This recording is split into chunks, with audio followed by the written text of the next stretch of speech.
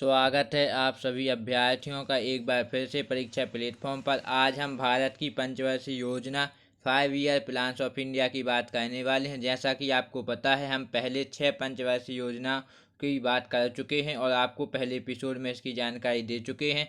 बाकी बची पंचवर्षीय योजना की जानकारी हम इस एपिसोड में आपको देंगे, क्योंकि यह एग्जाम में काफ़ी बार पूछी जा चुकी हैं।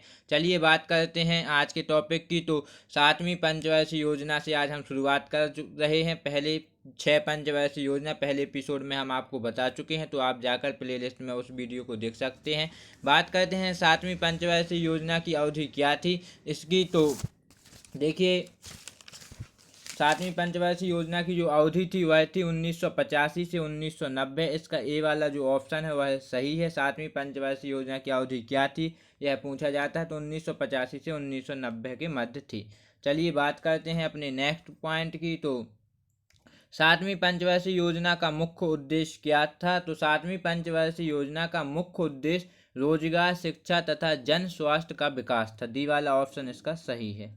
चलिए बात करते हैं अपने नेक्स्ट क्वेश्चन की। तो कौन सी पंचवर्षीय योजना प्रधानमंत्री राजीव गांधी के कार्यकाल के दौरान प्रस्तुत की गई थी। तो देखिए, प्रधानमंत्री राजीव गांधी के कार्यकाल में 7वीं पंचवर्षीय योजनाओं को क्या प्रस्तुत की गई थी। तो इसका सही आंसर हो जाएगा सी। चलिए बात करते हैं अपने नेक्स्ट क्वेश्चन की। तो लकड़वाला समिति द्वारा गरीबी की माप सबसे पहले किस पंचवर्षीय योजना के दौरान की गई थी। तो इसका सही आंसर है 7वीं पंचवर्षीय योजना। ए वाला जो ऑप्शन है यह सही है।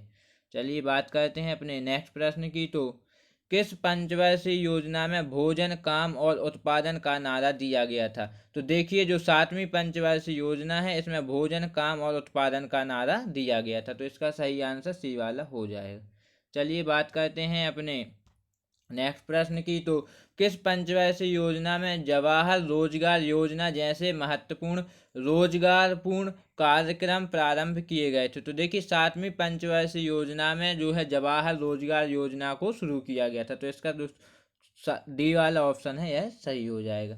चलिए बात करते हैं अपने नेक्स्ट प्रश्न की। तो इसमें बताया गया 7वीं पंचवर्षीय योजना से जुड़े अन्य महत्वपूर्ण तथ्य। देखिए, 7वीं पंचवर्षीय योजना से कुछ महत्वपूर्ण तथ्य भी जुड़े हैं, जैसे कि 7वीं पंचवर्षीय योजना 1 अप्रैल 1885 से 31 मार्च 1990 तक चली थी। चलिए, ये प्रश्न आता है तो इसका यह सही आंसर है। अगर बात करें दूसरे महत्वपूर्ण तथ्य की, तो इस पंचवर्षीय योजना प्रौद्योगिकी के उपयोग के माध्यम से औद्योगिक उत्पादकता के स्तर में सुधार पर जोर दिया गया। तो यह भी एक महत्वपूर्ण तथ्य है। चलिए बात करते हैं अपने नेक्स्ट महत्वपूर्ण तथ्य की। इसने गरीबी विरोधी कार्यक्रम, आधुनिक प्रौद्योगिकी के उपयोग और भारत को एक स्वतंत्र अर्थव्यवस्था बनाने की आवश्यकता पर बल दिया। लक्षित वृद्धि दर 5.0% थी, जबकि वास्तविक विकास दर 6.01% रही। बात करते हैं योजना में प्रति व्यक्ति आय में 3.6% प्रति वर्ष की दर में वृद्धि हुई। चलिए बात करते हैं नेक्स्ट पॉइंट की। तो अगर हम तीसरी योजना अवकाश की बात करें, जो तीसरा योजना अवकाश था, तो तीसरा योजना अवकाश की अवधि क्या थी। तो देखिए, तीसरे योजना अवकाश की अवधि 1990 से 1992 तक रही थी। चलिए बात करते हैं नेक्स्ट पॉइंट की। तो तीसरे योजना अवकाश की जो महत्वपूर्ण तथ्य है, तो देखिए, तीसरा योजना अवकाश 1990 से 1992 के दौरान भारत आर्थिक संकट से जूझ रहा था। इस कारण वार्षिक योजना चलाई गई थी। तो इसका यह सही आंसर है। चलिए बात करते हैं 8वीं पंचवर्षीय योजना की। तो देखिए, 8वीं पंचवर्षीय योजना की अवधि क्या थी। तो इसका जो सही आंसर है वह है 1992 से 1997। ए वाला जो आंसर है वह सही है। चलिए बात करते हैं नेक्स्ट पॉइंट की। तो 8वीं पंचवर्षीय योजना का मुख्य उद्देश्य क्या था। तो देखिए, 8वीं पंचवर्षीय योजना का मुख्य उद्देश्य मानव संसाधन का विकास 8वीं पंचवर्षीय योजना का मुख्य उद्देश्य था। तो ए वाला जो आंसर है वह सही है। चलिए बात करते हैं नेक्स्ट प्रश्न की। तो किस पंचवर्षीय योजना में प्रधानमंत्री रोजगार योजना 1993 ईस्वी शुरू की गई थी। देखिए, तो जो इसका जो सही आंसर है वह है 8वीं पंचवर्षीय योजना। 8वीं पंचवर्षीय योजना में प्रधानमंत्री रोजगार योजना की शुरुआत की गई थी, जो 1993 की समथिंग की गई थी। चलिए बात करते हैं अपने नेक्स्ट पॉइंट की। तो आठवीं पंचवर्षीय योजना से जुड़े अन्य महत्वपूर्ण तथ्य। तो देखिए, आठवीं पंचवर्षीय योजना 1 अप्रैल 1992 से 31 मार्च 1997 तक चली थी। नेक्स्ट तथ्य जो है, आठवीं पंचवर्षीय योजना ने विकेंद्रीकरण के माध्यम से पंचायतों और नगर पालिकाओं को शामिल करने पर जोर दिया था। तो देखिए, काफ़ी महत्वपूर्ण जो तथ्य है, तो इसको आप काफ़ी इम्पोर्टेंट से पढ़िएगा, काफ़ी अच्छे से पढ़िएगा। अगर बात करें आठवीं पंचवर्षीय योजना के अंतर्गत ही एलपीजी रिफॉर्म्स आया था। तो एलपीजी रिफॉर्म्स कब आया था? जो आपकी गैस होती है, तो वह आया था आठवीं पंचवर्षीय योजना के अंतर्गत ही। अगर बात करते हैं लक्ष्य वृद्धि दर इसमें, तो 5.6% थी, लेकिन वास्तविक विकास दर अविश्वसनीय रूप से 6.8% ही रही है। चलिए बात करते हैं अपने नेक्स्ट प्रश्न की। तो नौवीं पंचवर्षीय योजना की अगर हम बात करें, तो नौवीं पंचवर्षीय योजना की अवधि क्या थी? तो देखिए, नौवीं पंचवर्षीय योजना की अवधि 1997 से 2002 तक थी। तो इसका ए वाला आंसर सही है। बात करते हैं अपने नेक्स्ट प्रश्न की। तो नौवीं पंचवर्षीय योजना का मुख्य उद्देश्य क्या था? तो देखिए, नौवीं पंचवर्षीय योजना का मुख्य उद्देश्य न्यायपूर्ण वितरण एवं समानता के साथ विकास था। तो जो सी वाला आंसर है, यह सही है। बात करते हैं नेक्स्ट पॉइंट की। तो किस पंचवर्षीय योजना ने स्वतंत्रता के बाद से भारत के 50 वर्षों को चिन्हित किया और अटल बिहारी वाजपेयी ने प्रधानमंत्री पद का नेतृत्व किया? तो इसका जो सही आंसर है, वह है नौवीं पंचवर्षीय योजना। बी वाला आंसर इसका सही है। चलिए बात करते हैं नौवीं पंचवर्षीय योजना से जुड़े अन्य महत्वपूर्ण तथ्य। तो देखिए, नौवीं पंचवर्षीय योजना 1 अप्रैल 1997 से 31 मार्च 2002 तक चली थी। अगर नेक्स्ट तथ्य की बात करें, तो लक्षित वृद्धि दर 6.5% थी, लेकिन वास्तविक विकास दर 5.5% ही रही। यह योजना अंतर्राष्ट्रीय मंदी के कारण असफल रही। चलिए बात करते हैं नेक्स्ट प्रश्न की। तो अपनी 10वीं पंचवर्षीय योजना की अगर हम बात करें, तो 10वीं पंचवर्षीय योजना की अवधि क्या थी? तो देखिए, 10वीं पंचवर्षीय योजना की अवधि 2002 से 2007 तक थी। तो इसका सही आंसर बी वाला है।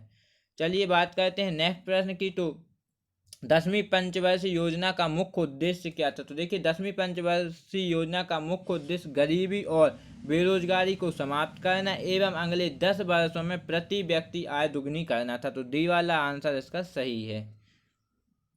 चलिए बात करते हैं कुछ अन्य महत्वपूर्ण तथ्य की 10वीं पंचवर्षीय योजना से। तो 10वीं पंचवर्षीय योजना 1 अप्रैल 2002 से 31 मार्च 2007 तक चली थी। दूसरे तथ्य की अगर हम बात करें, 10वीं पंचवर्षीय योजना में प्रति वर्ष 8% जीडीपी विकास दर का लक्ष्य रखा। चलिए बात करते हैं नेक्स्ट प्रश्न की। तो इसका उद्देश्य गरीबी को 50% तक कम करना और 80 मिलियन लोगों के लिए रोजगार का सृजन करना था। इसके अलावा इसका उद्देश्य क्षेत्रीय असमानताओं को कम करना था। नेक्स्ट पॉइंट की अगर हम बात करें, तो इसने वर्ष 2007 तक शिक्षा और मजदूरी दरों के क्षेत्रों में लैंगिक अंतराल को कम करने पर भी जोर दिया। चलिए बात करते हैं नेक्स्ट प्रश्न की। तो अगर हम 11वीं पंचवर्षीय योजना की बात करें, तो 11वीं पंचवर्षीय योजना की अवधि क्या थी? तो 2002 से 2007 11वीं पंचवर्षीय योजना की अवधि रही। इसका बी वाला आंसर सही है।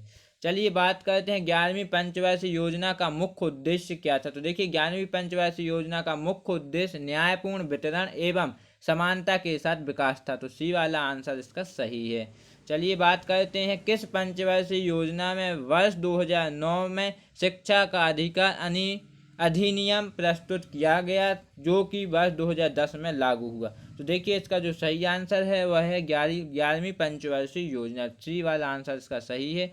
बात करते हैं 11वीं पंचवर्षीय योजना के दौरान प्रारंभ की गई मुख्य योजनाएं कौन सी थी? तो देखिए, इसकी जो प्रारंभ की गई मुख्य योजनाएं थी, वो उपरोक्त सभी थी, क्योंकि राष्ट्रीय स्वास्थ्य बीमा योजना 2007 भी उसी समय आई थी। प्रधानमंत्री रोजगार सृजन कार्यक्रम 2008 भी उसी समय लागू हुआ था। इंदिरा गांधी राष्ट्रीय विकलांगता पेंशन योजना 2009 भी उसी समय लागू की गई थी। राष्ट्रीय ग्रामीण आजीविका मिशन 2011 भी आया था, और राजीव आवास योजना 2011 भी उसी समय लागू किया गया था। तो यह उपरोक्त सभी विकल्प इस जो 11वीं पंचवर्षीय योजना के दौरान है, वह लागू की गई थी। तो यह काफ़ी इंपॉर्टेंट क्वेश्चन है, इसे आप काफ़ी ध्यान से पढ़िएगा। चलिए बात करते हैं अपने नेक्स्ट प्रश्न की। तो इसमें जो अन्य महत्वपूर्ण जो तथ्य बताया गया है, वह बताया गया कि 11वीं पंचवर्षीय योजना 1 अप्रैल 2007 से 31 मार्च 2012 तक चली। अगर दूसरा तथ्य की हम बात करें तो 11वीं पंचवर्षीय योजना के रूपरेखा सी रंगराजन ने तैयार की थी। चलिए नेक्स्ट पॉइंट की बात करते हैं। तो इसमें वर्ष 2009 तक सभी को स्वच्छ पेयजल उपलब्ध कराने पर भी बल दिया गया। लक्षित विकास दर 9% और वास्तविक विकास दर 8% ही इसमें रही पाई थी। चलिए बात करते हैं नेक्स्ट प्रश्न की 12वीं पंचवर्षीय योजना की। अगर हम 12वीं पंचवर्षीय योजना की अवधि क्या थी, तो 12वीं पंचवर्षीय योजना की अवधि 2012 से 2017 तक थी। तो सी वाला ऑप्शन सही है। अगर बात करें 12वीं पंचवर्षीय योजना का मुख्य उद्देश्य क्या था, तो देखिए 12वीं पंचवर्षीय योजना का मुख्य उद्देश्य तीव्र समावेशी और सतत विकास था। तो बी वाला आंसर इसका सही है। इसके कुछ जो इम्पोर्टेंट तथ्य उनकी बात करें तो 12वीं पंचवर्षीय योजना 1 अप्रैल 2012 से 31 मार्च 2017 तक चली थी। इसका उद्देश्य स्कूल में प्रवेश के संदर्भ में लैंगिक और सामाजिक अंतराल को दूर करना तथा उच्च शिक्षा तक पहुंच में सुधार करना था। चलिए बात करते हैं नेक्स्ट की। तो इसके अलावा हर साल 1 मिलियन हेक्टेयर तक हरित क्षेत्र को बढ़ाना और गैर कृषि क्षेत्र में नए अवसर सृजित करना भी इसका उद्देश्य में शामिल था। लक्षित वृद्धि दर 9% थी, लेकिन वर्ष 2012 में राष्ट्रीय विकास परिषद ने इस 12वीं योजना के लिए 8% की वृद्धि दर को मंजूरी दी। देखिए अगर हम बात करते हैं अपने टेस्ट की, तो पहली पंचवर्षीय योजना की अवधि क्या थी, इसे आप कमेंट बॉक्स में ज़रूर बताएं, क्योंकि इससे आपको पता चलेगा कि आपने वीडियो देखा कि नहीं। और वीडियो को लाइक करें, चैनल को सब्सक्राइब करना बिल्कुल भी ना भूलें। आज के लिए इतना ही, धन्यवाद।